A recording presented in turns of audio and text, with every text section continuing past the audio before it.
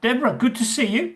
Thank you for making a bit of time to come and have a chat with me. I know you've been rushing about doing lots of exciting things, actually, going to rodeos and stuff like that, which sounds really exciting. So thank you for giving me a bit of time. I wanted to kick off by following up on something that we talked about a few weeks back.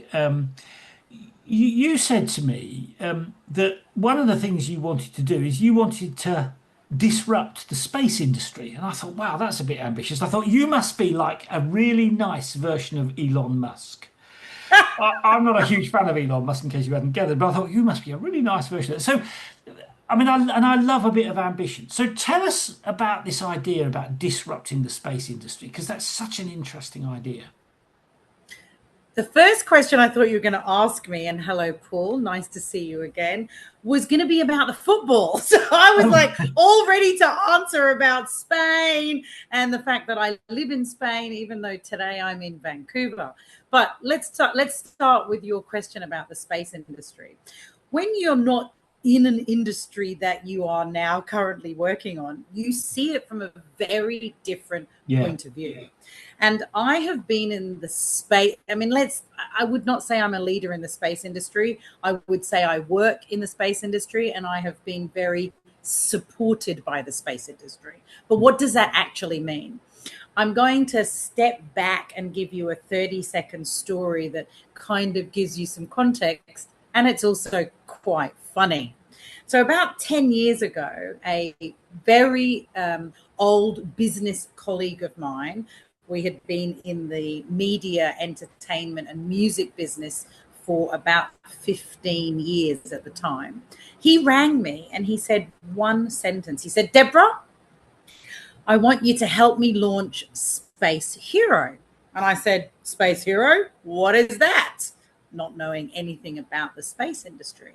And he said, "It's a global casting show giving away the biggest prize ever given out on television, a $55 million ticket for a 10-day stay on the ISS." And I said, "Holy shit, sign me up. That's amazing. I'm in. I've just got one question." And he said, "What?" And I said, "What's the ISS?" Now, I hope you understand, or at least know. I get that. Right. So for the people in your audience who are watching or listening that don't know what the ISS is, because I didn't either 10 years ago, it's the International Space Station.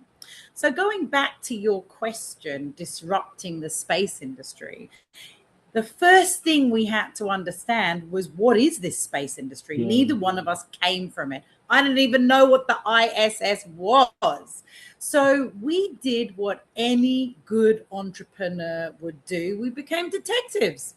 We figured out what the main players were, what government agencies. I mean, I didn't even know that there was more than NASA. By the way, Paul, here's a question for you. Now, I may have already told you the answers, but how many government space agencies do you think exist in the world today? NASA is only one. That is a good question. You asked me that last time and I got it wrong. So I will probably get it wrong again. I think I said 3 or 4 last time, and there's got to be more than 3 or 4, but I think it might be a bit more than that, isn't it? Yeah, so most people say between like 6 and 12 because they think Japan, England, Germany, America, Canada, India, Russia, right? So amazingly, and this is one of the first pieces of data that I understood, and knowledge is power. There are 75 countries in the world with government. I know, amazing. And people are like, "What?" And I'm like, "You're in the space industry. How do you not know this?" And this was what really opened my mind. Now, here is another data point. Of course, feel free to use this at your next dinner party. There are 24 government-funded space agencies in 24 countries on the continent of Africa. There are 55 countries in Africa, and almost half of them have space programs or space agencies. Let me just ask you about that, because that's such an interesting question. I mean, And what, I mean, in broad terms, I mean, presumably they're not all building their own rockets. I mean, what sort of things do they do? Is it launching stuff? Is it, I mean, what sort of things are they doing? Do you know? Very good question. Actually, it's got a lot to do with the technology, which again is one of the Mm. reasons why the space industry can be disruptive. It's about the technology that space and space travel and zero gravity can provide solutions on Earth. Yeah. So for Okay. African countries, a lot of them are looking at weather, climate, agricultural, Yeah. already existing satellites. They are hooking into that data, but they are using that data, the imaging data, the climate, weather data. They're looking at water, they're looking at fire prevention, they're looking at stuff that even just this phone call alone is run because of the technology that's Yeah. happening for Yeah. data Yeah. Yeah. on satellites in space.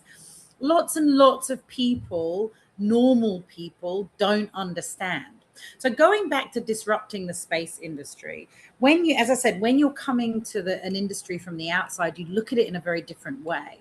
And for me, I didn't know anything and didn't understand anything. In fact, the very first event that myself and my business partner at Space Hero went to, I had literally Googled space industry trade event Europe because I live in Spain. And what popped up was New Space Luxembourg.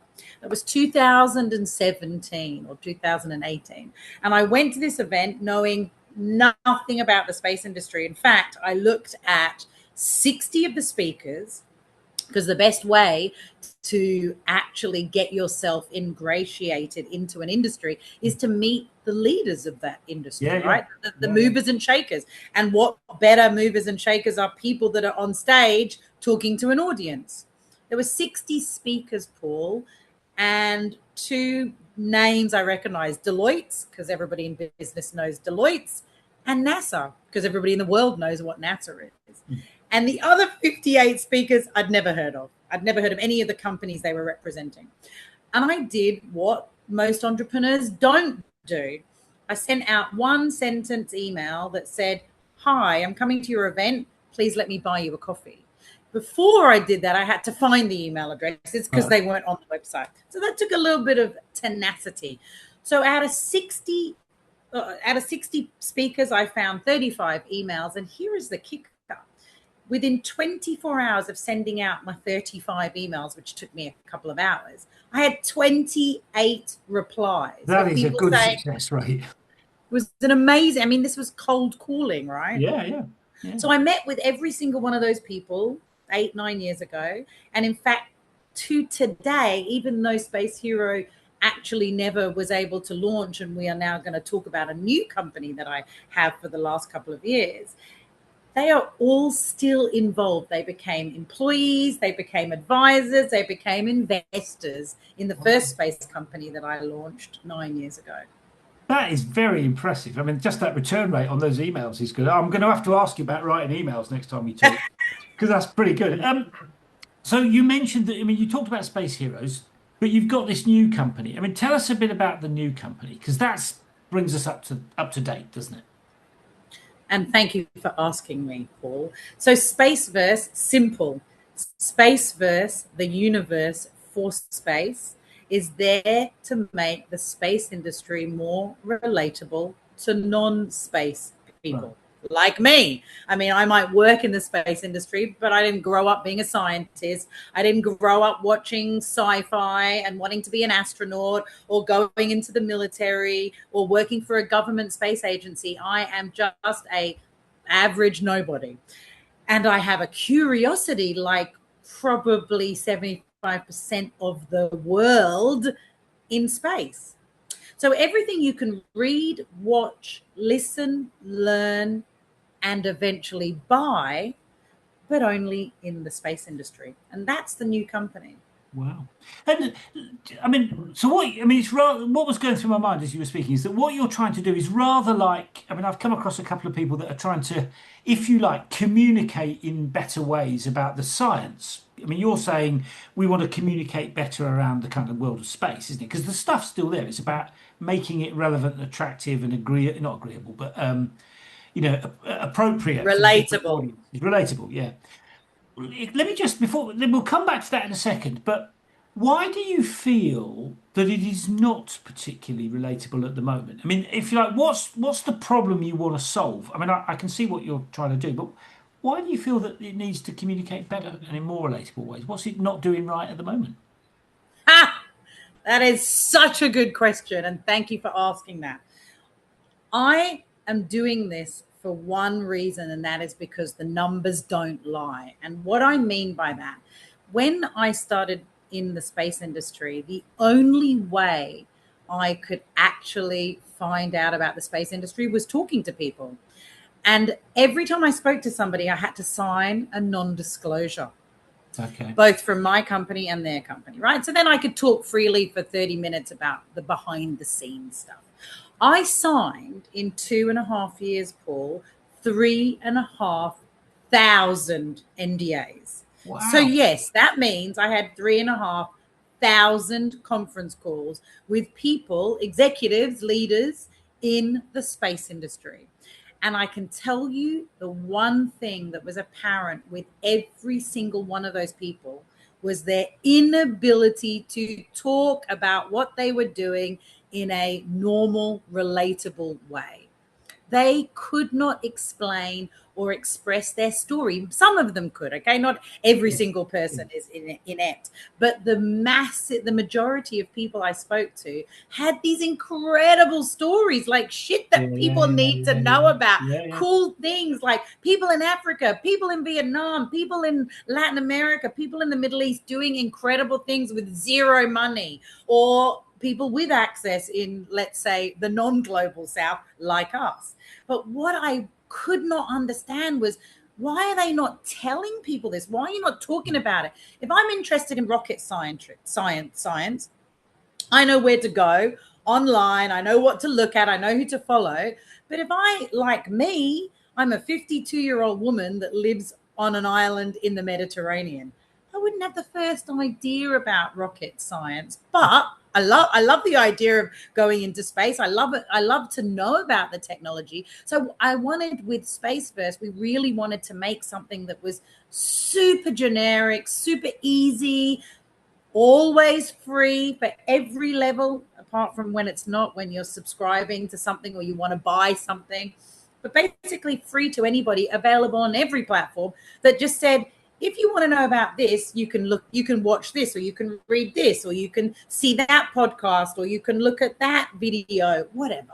And let me ask you about, so this is slightly off subject, but let me ask you about the NDAs. I mean, well, first of all, why were they so keen for you to sign NDAs? I've been signing 3,500 NDAs. I mean, that's quite a lot of stuff to sign, isn't it? That's the first thing. But also, you would think that they would want to communicate about it. I mean, I had a friend of mine, I had a friend of mine who was who I've known for a long time, and I discovered some years ago that he'd been a hostage negotiator. Now, if I'd been a negotiator, I'd have told everybody because it's such a cool job. I mean, you would think that people in the space industry would want to tell people about the exciting, cool stuff that they're doing. I mean, give us your sense of why there was that reticence to communicate. Do you have So a sense most of of the NDAs came from our company going to them. They're that? reciprocal Okay. NDAs, Yeah. but some of the companies we spoke to really wanted to explain stuff behind the scenes, what they Right. call lifting up the kimono. And they're talking to a media person, and they're talking to somebody who's creating a TV show. They didn't want any of this to be public until they had approved it. And that was why we just followed, look, an NDA between you, me, and everybody else listening doesn't mean shit. I mean, you can fight it in court if you needed to, but it was a formality and a protocol that, again, disruption. The space industry is very old school and very much protocol. So for them, they were very used to signing Yeah, NDAs, yeah, yeah. not Okay. really thinking about anything else, right? Yeah, yeah. And on the communication piece, I mean, you would think that they would be really pro talking about it. So is what you're doing helping them communicate in, if you like, more modern ways? Or is it Absolutely. or is it that they just Absolutely. don't want to communicate? I mean, is it about the up to dateness of the way they're communicating, or is it about getting them to open the door? Let me answer it like this. When we started 2.5 years ago, we had 0 subscribers. Today, we have over 17 million.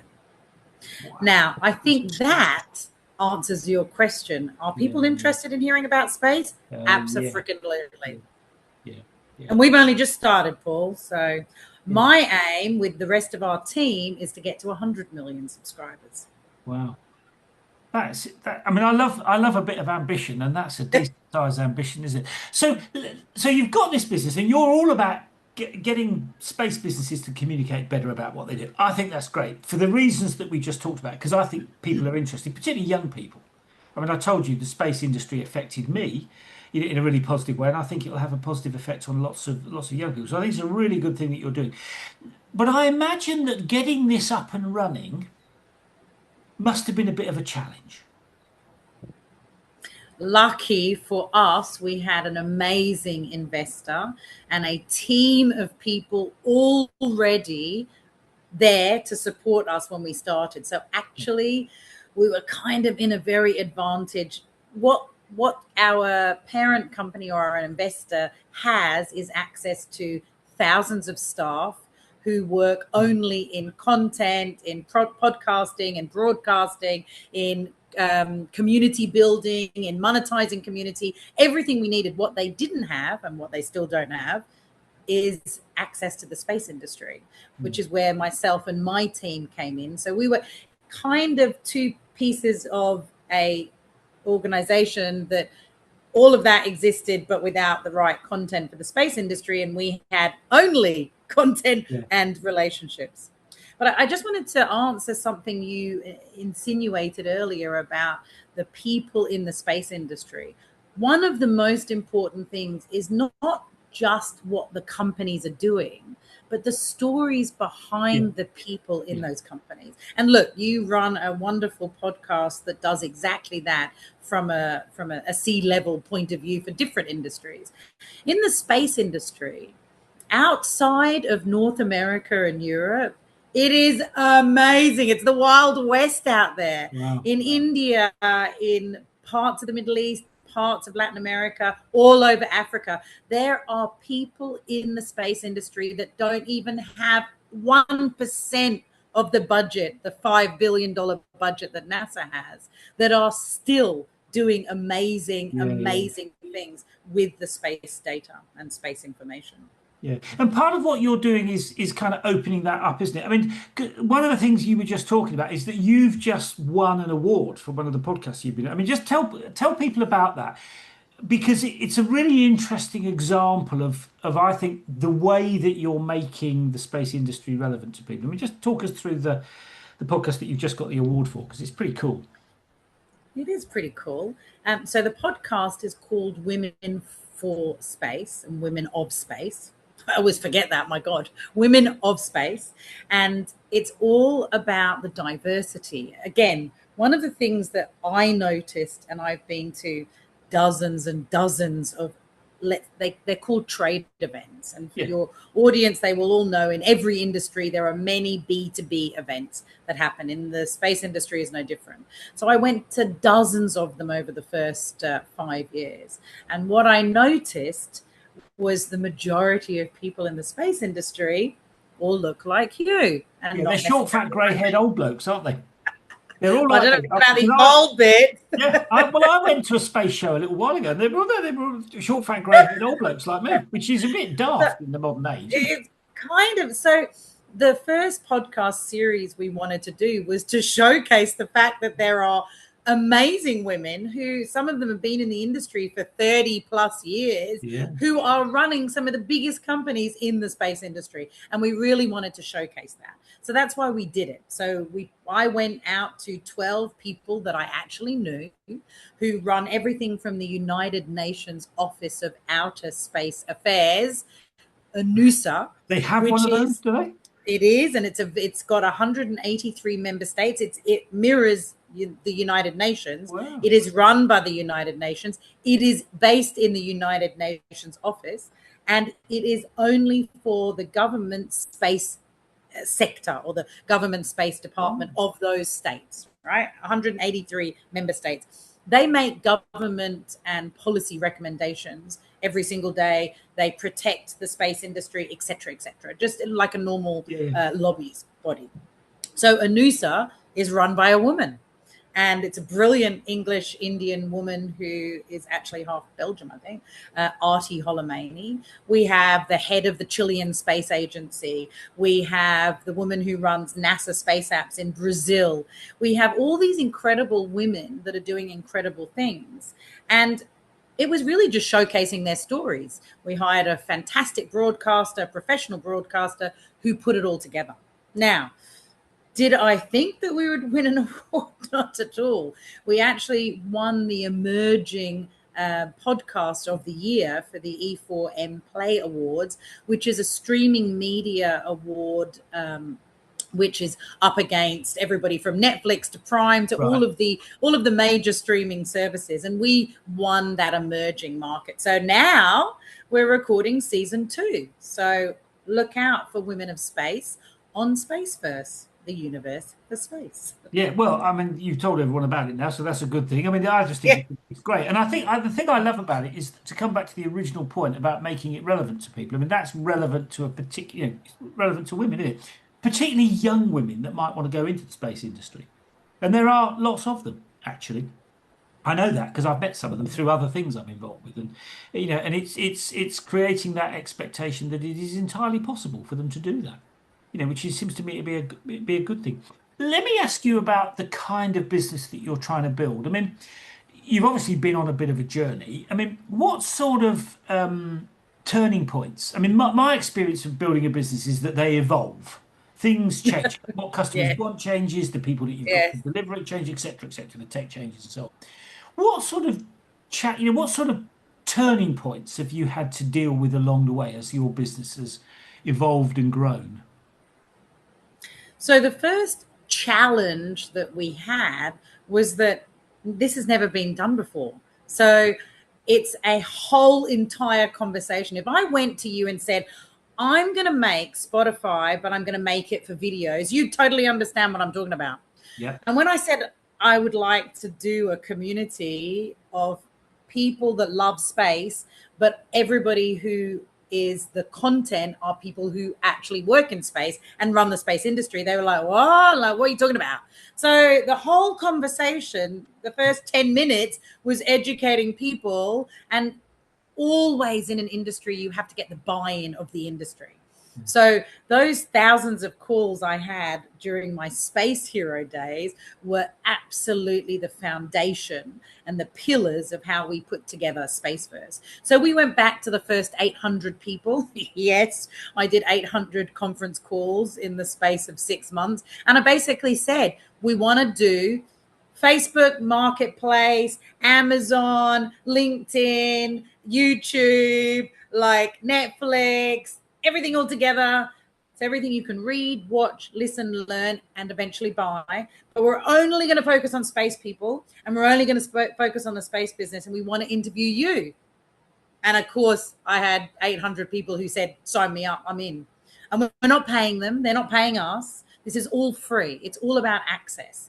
Eventually, when we've built that amazing kind of, it's been grassroots, because that 17 million doesn't come from 1 or 2 countries. It actually comes from 166 countries, which for me is absolutely incredible data.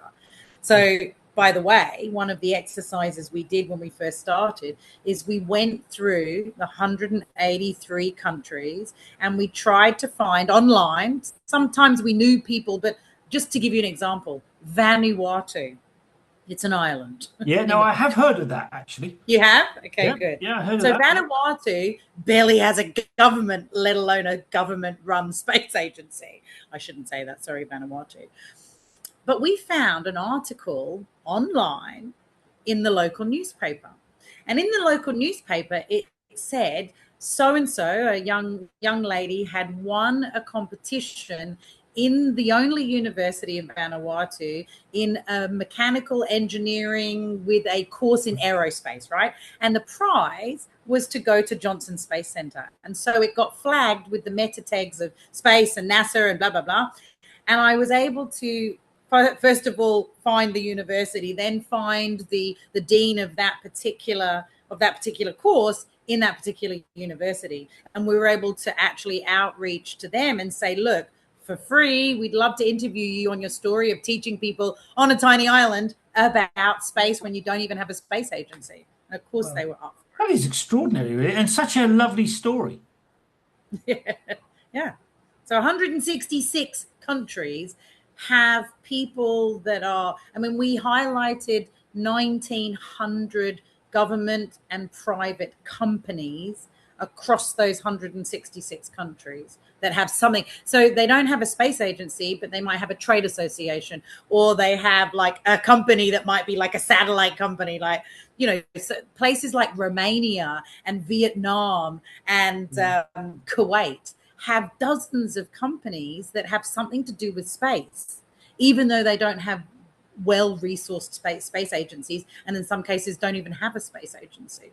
Yeah, I mean, it's such an interesting, because I mean, when you watch television, certainly in the UK, and it is really all about NASA, or it's about Elon Musk and what he's doing, or it's about the Amazon guy, what's he called again, Jeff Bezos, what he's doing. I mean, that kind of dominates the news, doesn't it? But what's interesting, the thing that's going through my mind as you're speaking, is that it's very easy to forget that it's such a big industry that has, if you like, tentacles all around the planet, but also is potentially really powerful in terms of the kind of things that, as technology evolves, that people might be able to do in that industry, because it's kind of opening up gradually, isn't it? Yeah. In fact, in the, let's say, almost a decade that I've been in the industry, it's gone from being in a room with people that look like you to being in a room with people that look like us. I mean, it's not huge, but it's happening. From then to now, I have noticed it with my own eyes that there are a lot more women. So I give you one really great example. A few months ago, I had the pleasure of speaking at Concordia Space. It's in Montreal. It's a very big university called Concordia. They actually have a whole entire space kind of, I suppose, department called Concordia Space. And they invited me to speak to 350 fourth-year students in various parts that went through, they're all like supporters of the space and members of the space community.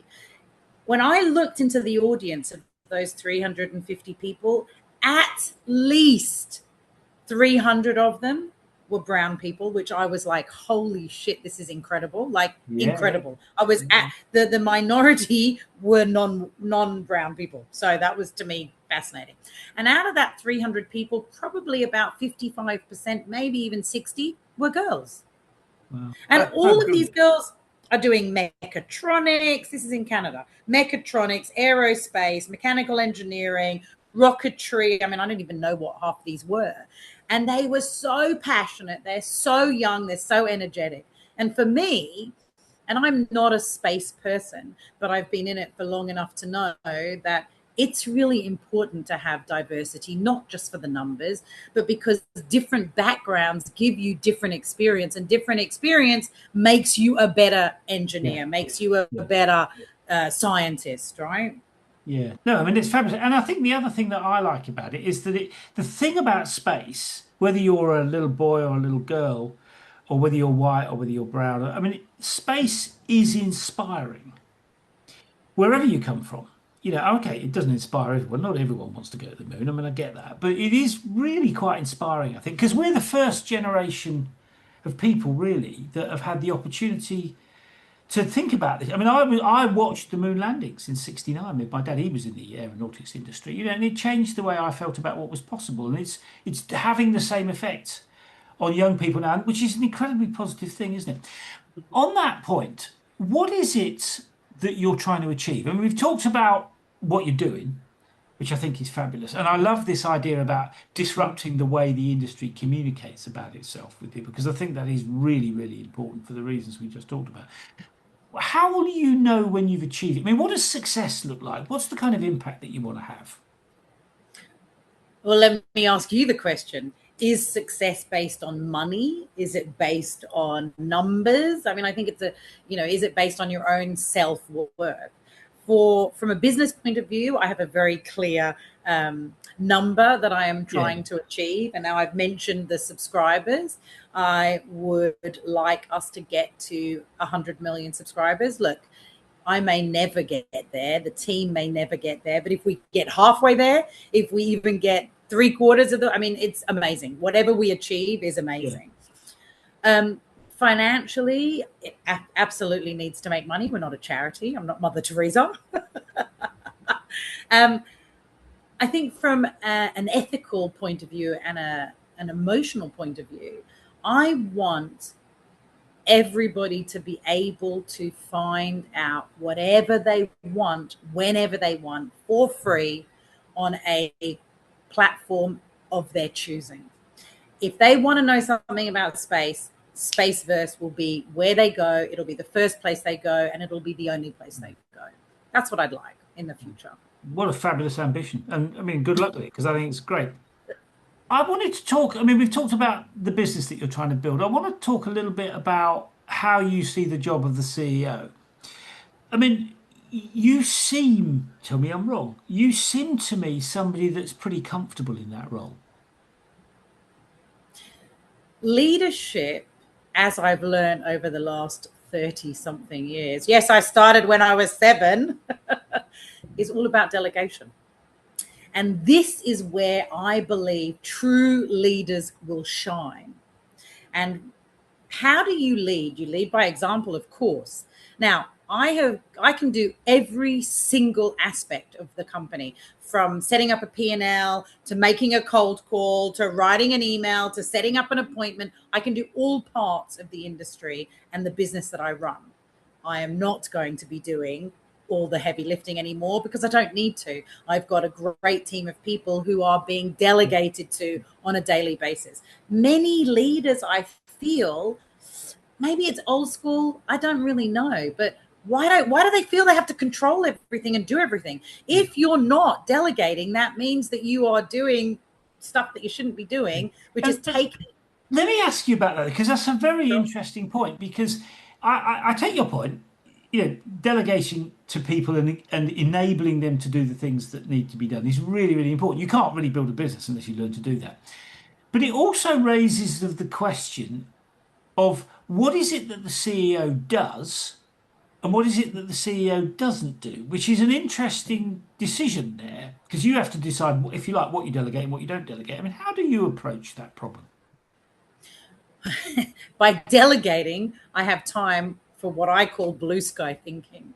And it's not at this level yet, but I would love to be able to have literally every day 20% where I'm doing nothing at all but thinking about how to build it, how to scale it, how to grow, etc., how to pivot if we needed to.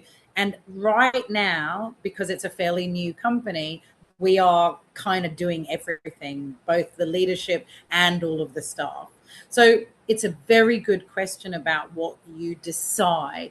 I think that too many leaders, especially at the C-suite level, both in their own businesses or public companies, are afraid to let the managers. I mean, somebody said to me 25 years ago, one of my greatest mentors ever, a woman called Louise McCann. She said, Deborah, I want to give you as many skills as I can in the next 2 or 3 years that you're working with me, that you become better than I am so that you can go to my job or somewhere else if you decide to. But if you are so good that you can do my job, then I can do the chairman's job.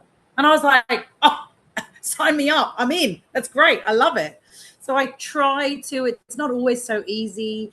All my staff are all around the world. I've got staff in Africa, in the Philippines, in Spain, in India, in Singapore, in Dubai. I mean, it's like It's crazy. So just the time zones are challenging, but not bad. But you raised two interesting points. You see, I mean, we have this cliche in the UK, which is, people need to take time to work on the business, not just in the business, which sort of reflects what you're talking about. You're saying I need to be able to stand back so I've got time to think about where I'm going and what I'm trying to achieve, as much as being involved in the operational detail, because that's really what that's about, isn't it? Working on the business rather than in Correct. the business.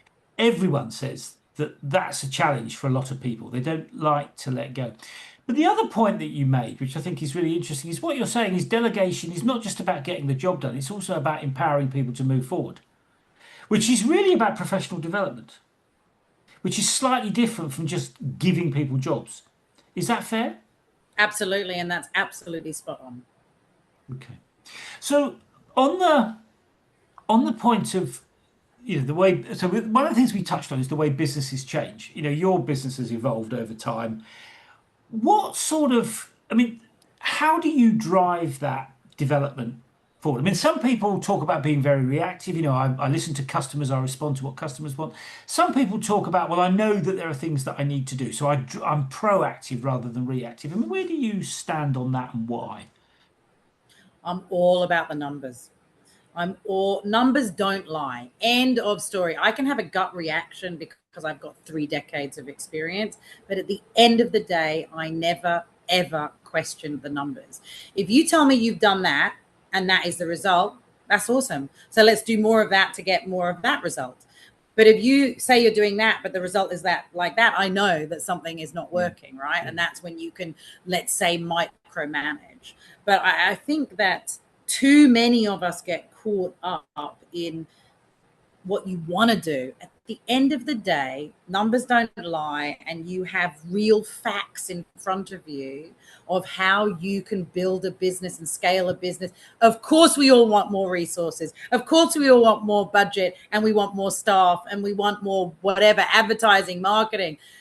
But let's work with what we've got right now, and let's try and use 80% of what we've got. Sorry, let's try and use 20% of our time to get an 80% result, right? That would be the ultimate, to be 10xing everything that we do. But that's also a mindset. There's a very different mentality to somebody who has a salary to somebody who has to raise money to pay those salaries, right? Very different mentality. And on the 10x thing, you hear about this a lot. You see it on YouTube and people talking about, you help you 10x this and all.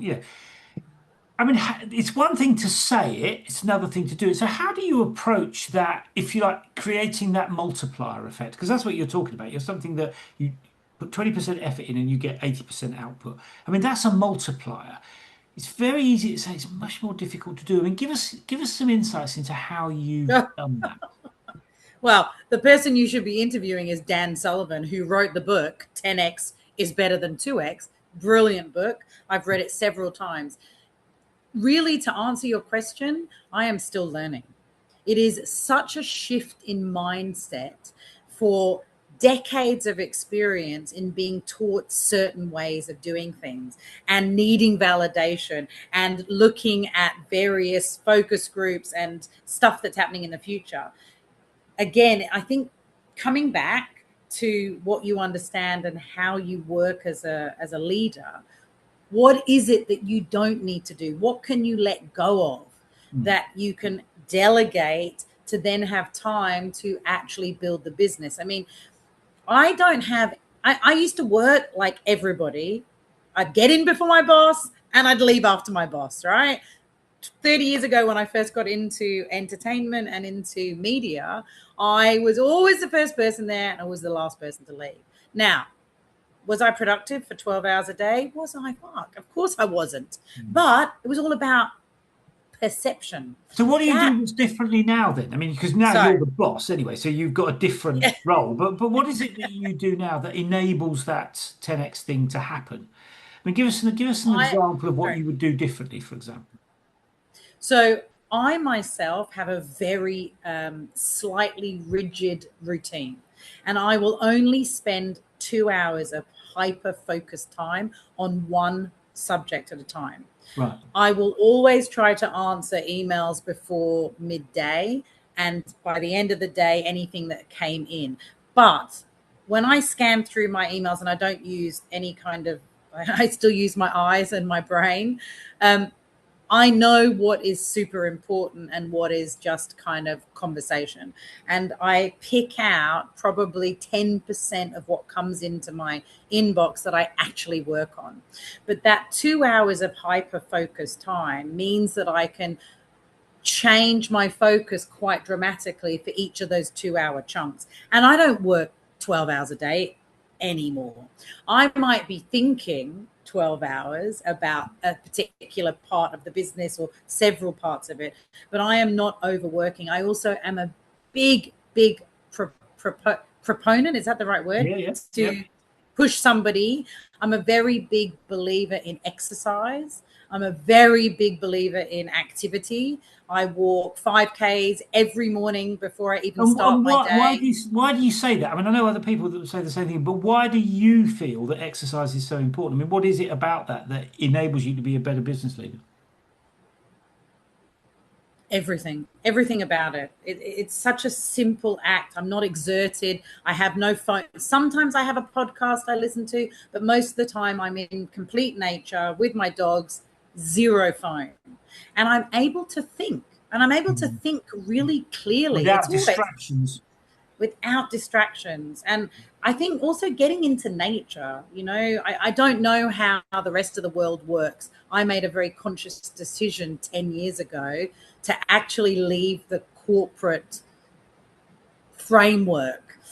I spent a good 10 years in a cubicle with the fake light, what do they call it? The fluorescent bulbs in an office, commuting at exactly the commuting. I mean, it was such a ball ache. But only when you get older do you realize that your health, your spiritual, mental, emotional, ethical way of thinking is as important as your academic and your business prowess.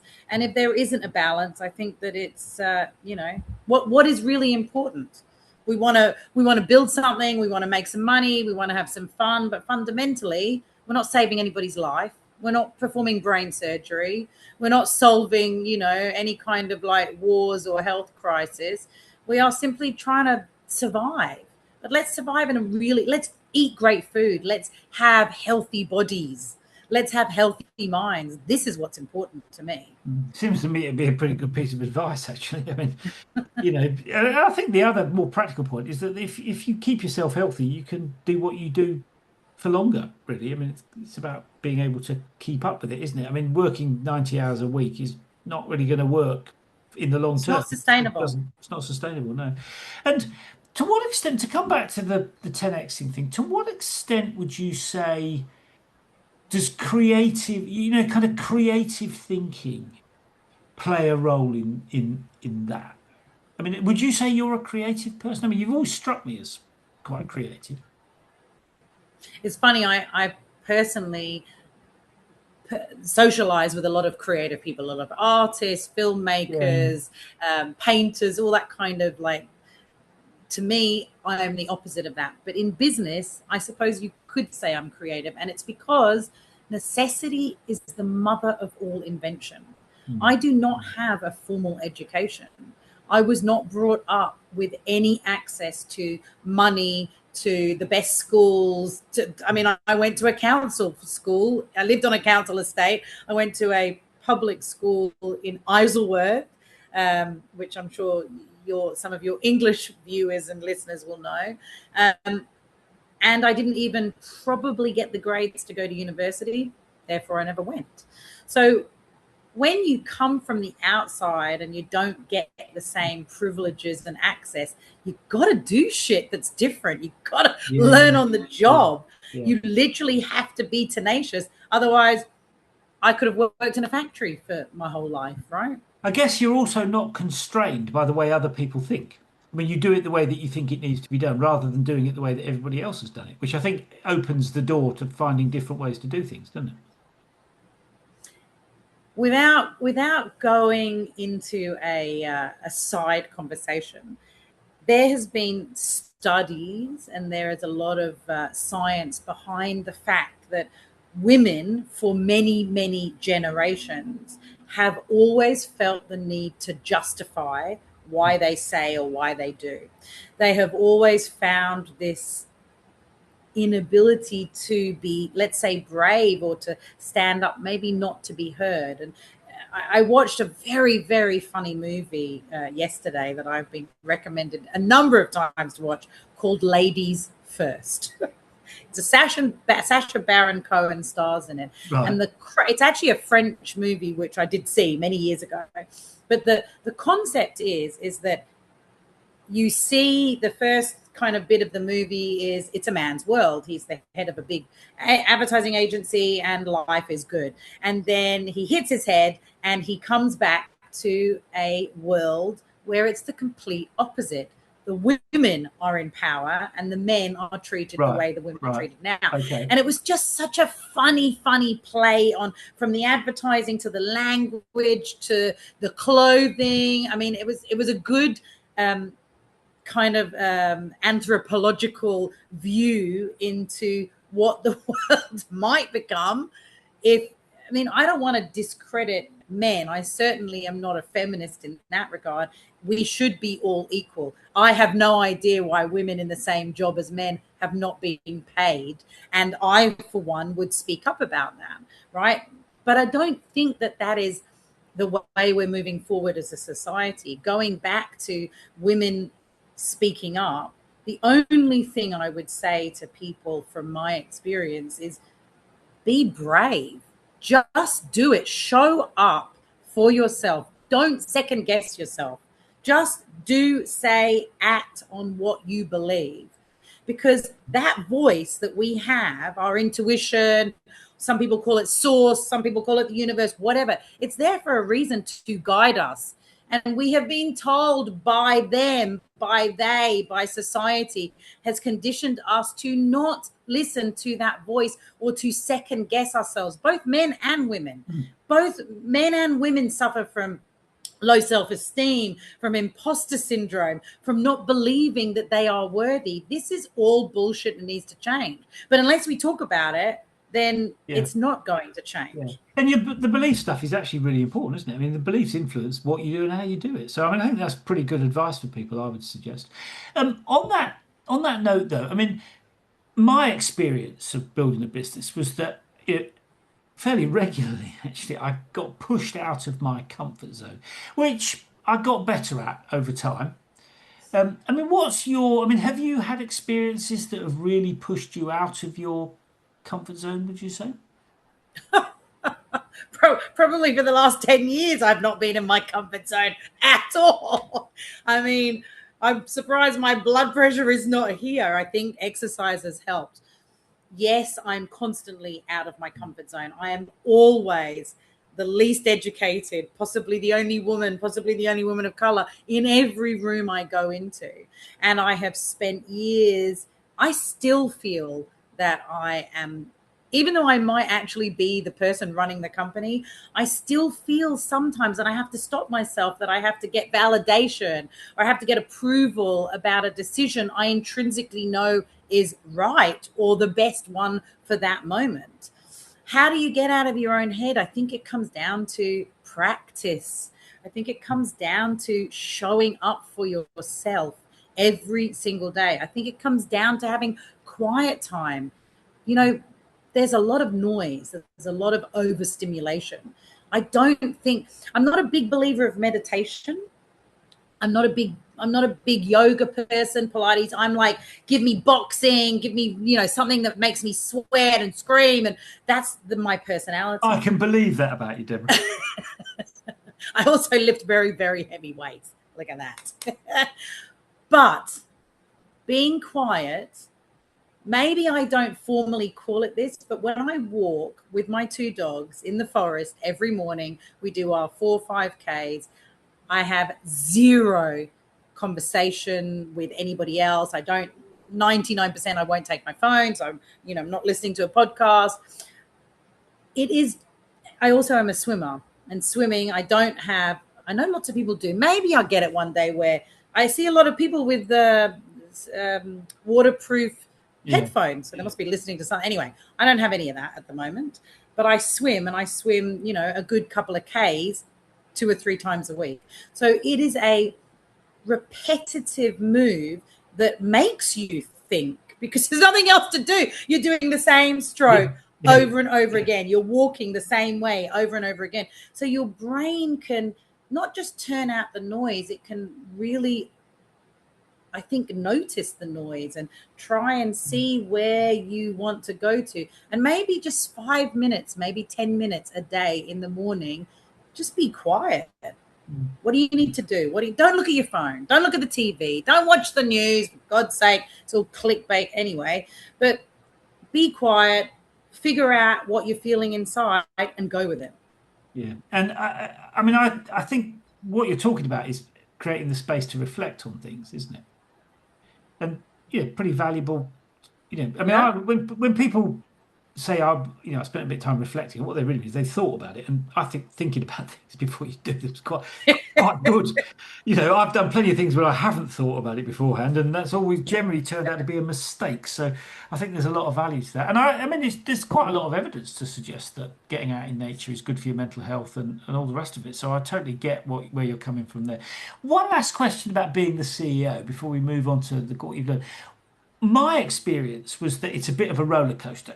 Good days, bad days, things going well, lots of stuff that doesn't go well, and cool.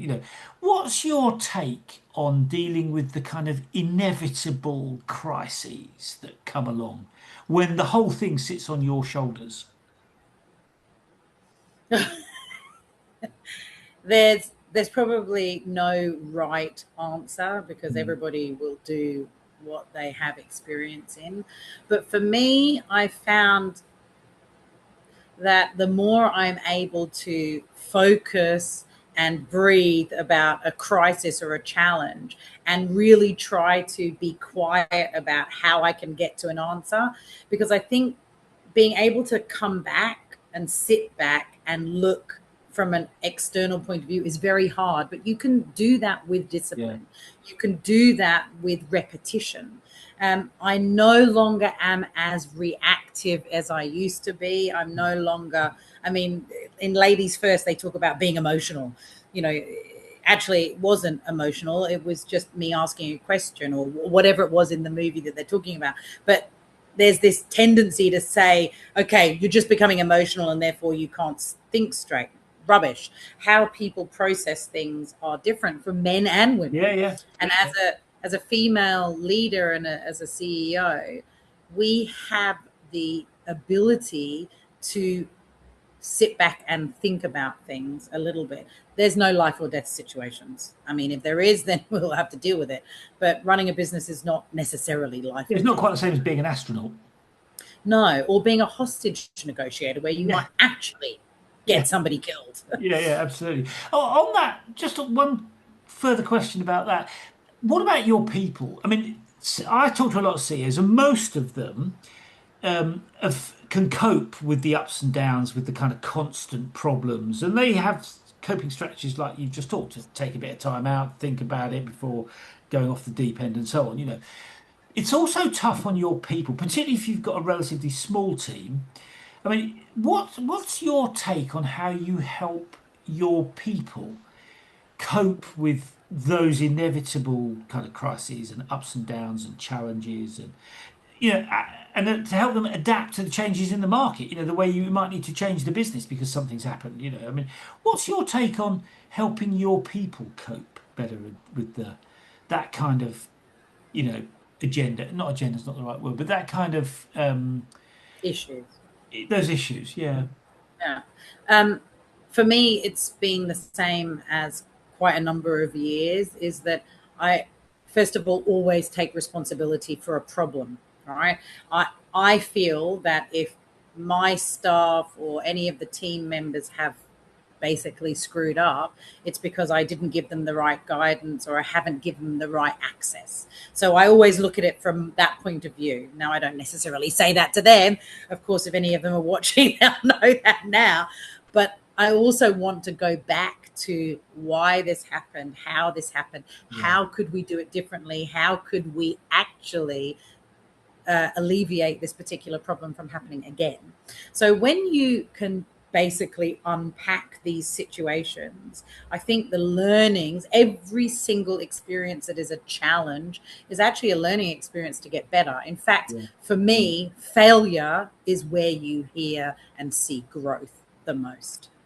But we have been taught in society that, well, entrepreneurs have this failure is a badge of honor, and I agree to that in some way. But also in a corporate structure, failing is really based on leadership. So what do we need to change to allow our team to be better and to be empowered and to come up and be even more productive than we are? That should be the primary focus of every CEO. Yeah, absolutely. Couple of questions about learning before we wind up. I mean, you've had a lot of success. I mean, what would you say success has taught you about yourself? That I'm a lot more resilient than I ever thought I would be. that having no money and not being able to make payroll in a month, having financial issues, physical issues. I mean, during my first business, I was engaged, married, and divorced in 5 years. I mean, I've had plenty of ups and downs. Yeah, that would be, I think that everything helps us to pay it forward or, build the bridge, drag people with us to the next level. Yeah. And in terms of building a business, I mean, what have you learned about building businesses, would you say? I mean, because you've had quite a lot of experience now. And I'm a great believer that that's the learning that really matters. I mean, you can go to a lecture and you can write essays and you can do all the kind of academic stuff. There's nothing wrong with that. That's fine. But real learning comes from, I think, from making a commitment to do something and then having to deal with the consequences, either good or bad. You've got to deal with those consequences. I think those experiences are very, very powerful. And that, of course, is what businesses are all about. That's how you build a business. I mean, what would you say you've learned about building businesses from the experiences you've had? I mean, you definitely have answered your own question there, because having ideas, everybody has ideas. Everybody has ideas all the time. It's all about execution. Yeah. And what makes execution better is passion. Because I wake up every morning for the last decade and I am passionate about executing on that idea. And I have never got up and gone, I got to go to work today. Oh my God, what have I got to do today? Like, I wake up and go, oh yeah, I got another 24 hours. I mean, I said this to you when we first talked. There are 168 hours in the week. Yeah. And I wish people would understand that from the numbers point of view. We sleep 50 hours a week. Maybe we work 50 hours a week. Really, most people are getting paid to work 40 hours a week. So that still leaves you with 78 hours in a week. That's like 2 full-time jobs more. 2 full-time jobs more. What are you doing with your time? This is not a dress rehearsal. You are not you're not the supporting act of your own life. If I left anything with your audience today, it would be, you are the star of your life. Start acting like it. Win those awards, hold those Oscars, hold those Nobel Peace Prizes, and do everything you can to be the goddamn star of your own life. Period. I think you've got your message across there.